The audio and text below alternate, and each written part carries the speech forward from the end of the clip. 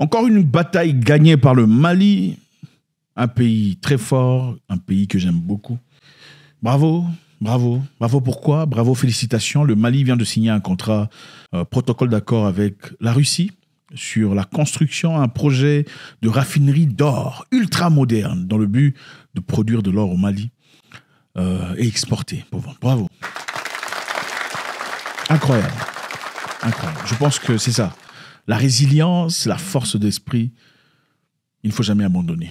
Dans la vie, il ne faut jamais laisser tomber, jamais se laisser abattre. Même quand on est combattu. Vous vous souvenez comment le Mali était combattu quand ils ont commencé, avec le gouvernement d'Assimi Goïta, quand ils sont venus au pouvoir. La CEDEAO a bloqué les routes, le Sénégal a bloqué, la Côte d'Ivoire a bloqué. Oh non, ne vous en faites pas. Il y a un président qui disait, ne vous en faites pas. Dans une semaine, ils vont tomber. Ça sera... Vous vous en souvenez, n'est-ce pas? Regardez le Mali aujourd'hui. Le gouvernement militaire du Mali a officiellement conclu un accord avec la Russie, dévoilant ses plans pour un projet de raffinerie d'or ultra moderne qui sera établi dans la capitale malienne, Bamako. L'accord qui s'étend sur 4 ans comprend la construction d'une raffinerie capable de traiter une quantité substantielle de 200 tonnes par an. Félicitations. L'or constitue le principal produit d'exportation du Mali en valeur et joue un rôle central dans la contribution de la croissance économique du pays, comme le souligne le ministère des Mines. L'accord, bien que ne précisant pas les calendriers de construction, signale une initiative stratégique visant à renforcer le contrôle du Mali sur sa production d'or. Il y a beaucoup de gens qui pensaient en réalité que la partie malienne qui est occupée par les rebelles ou les Touaregs, peu importe, est aussi engorgée d'innombrables sites d'or. Donc il y avait beaucoup d'or dans ses côtés. Cette partie contrôlée par les rebelles, beaucoup de personnes pensaient aussi que ces rebelles étaient soutenus par les Français. Pour quel but? Je vous donne des armes pour combattre. Vous avez votre combat, vous désirez couper le pays en deux, mais la partie que vous occupez a beaucoup d'or. Qu'est-ce qu'on fait dans ce cas? Je vous sponsorise, je vous donne des armes, je vous donne de l'argent, je vous donne tout ce qu'il vous faut. Mais en échange, vous me donnez accès à l'or, n'est-ce pas? Vous me donnez accès à l'or, c'est-à-dire, bon, pourquoi je viendrai chez vous et pas chez le gouvernement légal? Parce qu'évidemment, quand on vient légalement, il y a des termes et conditions à respecter. Quand on vient légalement dans un pays, pour essayer d'exploiter quoi que ce soit, dans ce cas, il faudrait payer le gouvernement, payer les taxes. Il faudrait s'assurer qu'on fait les choses dans le bon ordre. Et évidemment, pour un entrepreneur ou un capitaliste, personne ne veut payer comme ça. En tout cas, félicitations au Mali, encore une fois, bravo. Les Maliens sont différents. Ce sont des hommes, ce sont des hommes forts. Et dans ce combat, comme je l'avais dit autrefois, si vous avez besoin des gens et que c'est chaud, vous avez besoin des hommes, moi, je prendrai l'avion, j'irai au Mali pour aller combattre. Sans hésitation. Parce que d'abord, je ne crois pas au pays. Les pays, je ne crois pas. Je crois qu'il y a des causes. Vos vrais compatriotes sont les gens qui réfléchissent comme vous. Ce sont des gens qui donneraient leur vie pour les causes similaires aux vous. C'est ça, vos compatriotes. Hein? Vos compatriotes ne sont pas les gens où vous êtes nés dans un même quartier, dans un même circuit. D'ailleurs, les pays c'est l'invention des Blancs. Voilà la raison pour laquelle vous verrez dans 2 pays, il y a des gens des mêmes tribus, mais dans 2 pays. Mais ils ne savent pas comment c'est situé. Félicitations au Mali. Plutôt, nous savons que le Niger est devenu le premier pays en croissance dans le monde. Pourquoi? Premier pays en croissance, le Niger. Après que le gouvernement nigérien, le gouvernement actuel, ait changé de président, qu'est-ce qui s'est passé ensuite? Le prix de l'uranium a grimpé. Vous savez que la France avait l'exclusivité sur le pouvoir d'achat, le prix de l'uranium. Pourquoi dans ce cas? C'est parce qu'évidemment, le Niger n'a pas vraiment des raffineries sur place. Et pour raffiner le produit, l'uranium, dans ce cas, il faut que ça parte quelque part. Bon, si moi je viens dans votre pays, vous n'avez pas de raffinerie. Moi, j'ai besoin de votre produit. Vous avez besoin d'argent. Est-ce que je ne peux pas vous donner un prix? Bon, je vais acheter ça à ce prix-ci. C'est vrai. Bon, si vous refusez, moi je dis je pars. Vous en ferez quoi? Vous n'avez pas de raffinerie, vous n'avez pas la technologie, vous n'avez pas l'intelligence. Rien. Aujourd'hui, qu'est-ce qui s'est passé? Le Niger vient d'hausser le prix de l'uranium. Donc, bravo au Mali. Ils ont compris un système très simple. L'Afrique, malheureusement, c'est bien triste de voir qu'aujourd'hui, dans beaucoup de pays africains, on produit le produit brut qui est envoyé en Europe pour production, pour raffinage, pour transformation. C'est triste. Vous regardez le Cameroun et le Gabon, par exemple. Il y a le bois. Mais le bois est envoyé en Europe et à Dubaï. Et ensuite, ils vont acheter des chaises et des trucs, comment vous appelez votre salon à Dubaï, à 2 000, 3 000 $. C'est malade. C'est fou.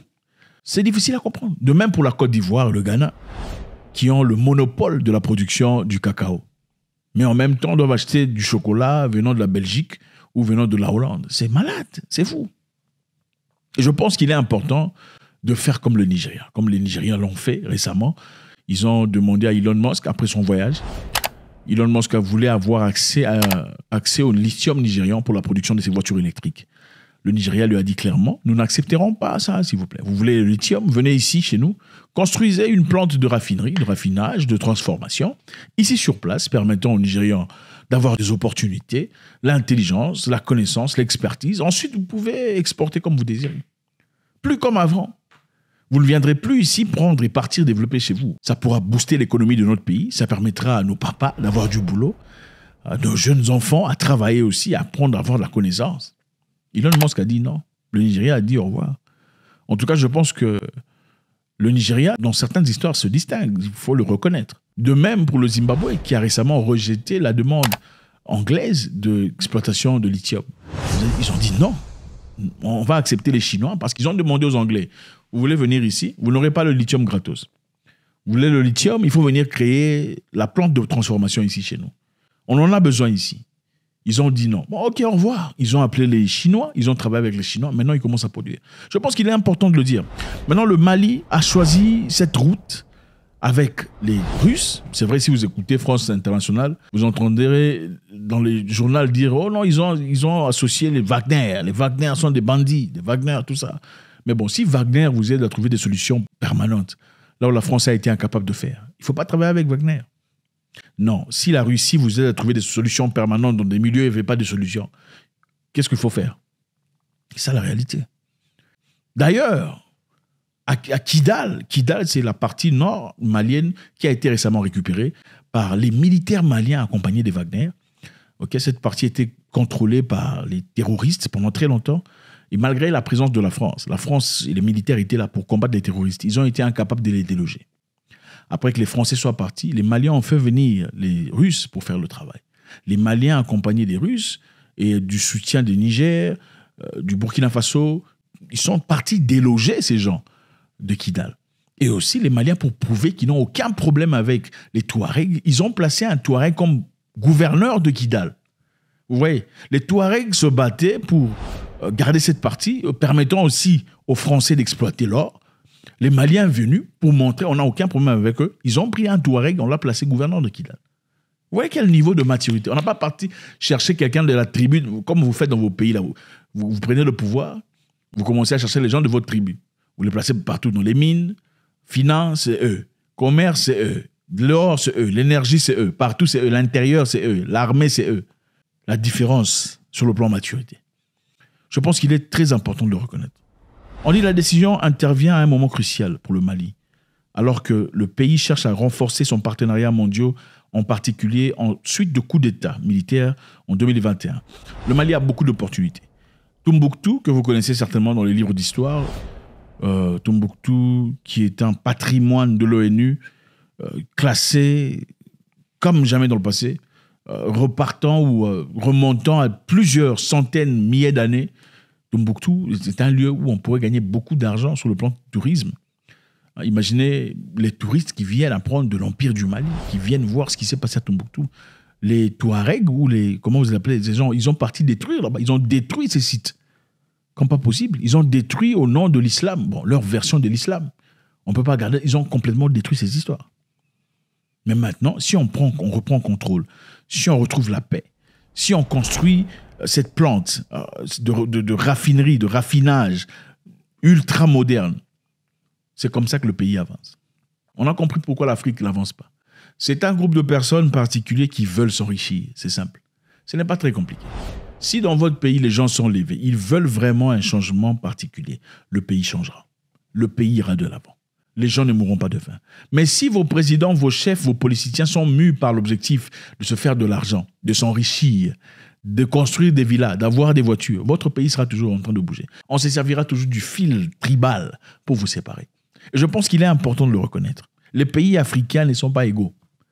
Les Africains humains ne sont pas égaux. La mentalité bouge les gens selon leur vent. Vous voyez ici, les gens se libérer et avancer, progresser. On faisait du bruit ici disant « Oh, le Mali, le Burkina Faso, le Niger ». Regardez-le maintenant. C'est une force qui est opposée à la CEDEAO pour les bonnes causes, pour les vraies causes, pour leur population. Ils ne sont pas là en train d'être bougés ou en train d'être influencés par une force extérieure. C'est de ça qu'il s'agit. L'homme doit vivre et peut mourir pour quelque chose de noble. Si on n'a pas chez vous, je suis triste pour vous. C'est malheureux. Et c'est fort de voir ce mouvement, ce groupe de Maliens qui se sont levés, se sont mis main dans la main, malgré la pression appliquée sur eux. On espérait que la population s'élèverait contre le gouvernement. OK? On a bloqué les ports, on a bloqué les entrées, dans le but que la population malienne se lève contre le gouvernement. La population était là derrière les chefs. Aujourd'hui, regardez-les. Ils sont en train de partir, d'avancer. Merci infiniment les amis, c'est toujours avec grand plaisir. Je pense que les Africains doivent comprendre qu'il n'y a pas de développement sans connaissance. S'il n'y a pas de raffinerie, il n'y a rien. S'il n'y a pas de plante de transformation, votre or, diamant, cassitérite, manganèse ne vaut absolument rien. Vous pensez, au fait, ces histoires ne sont pas des sources intarissables. Ça finit à un moment donné. Mais si vous permettez à vos chefs de s'enrichir, vous les acclamez. Vous êtes un peu... Si votre objectif de vie, c'est de voir un monsieur là qui était là, passant dans les quartiers, du jour au lendemain, on l'a voté en politique, il construit une grande maison, vous l'acclamez. Vous méritez les difficultés qui vous arrivent. Vous méritez tout ça. Vous méritez ça. L'esclavage, tout ça, vous méritez. Parce que vous n'êtes pas intelligent. Un homme ne peut pas vivre derrière des autres hommes espérant pouvoir... Non, un homme, c'est pas ça. Un homme doit avoir les valeurs et le courage de dire c'est bon, trop c'est trop. Maintenant, vous en avez fait assez. Partez. Un homme doit avoir le courage de s'élever, de tomber quand c'est nécessaire au nom de sa famille. Si vous êtes incapable de tomber au nom de votre famille, vous n'êtes pas un homme, vous êtes un habillement. Vous êtes un cochon, il n'y a pas de différence. Vous voyez un monsieur qui marchait dans les quartiers pauvres. Soudain, il a été voté député. Quelque temps, il vit là. Vous le croyez, c'est Dieu qui l'a... C'est ça la vérité. Félicitations aux Maliens, encore une fois. Très inspirant, un contrat bien structuré. C'est un contrat, ce n'est pas un contrat illimité, c'est un contrat bien structuré. On n'en parlera pas aujourd'hui, on en parlera peut-être prochainement. À l'instar du Niger, qui aujourd'hui devient le pays qui progresse le plus vite au monde. Voyez le Mali en train de partir. J'espère que ce sera votre aussi. Votre choix, votre direction. God bless.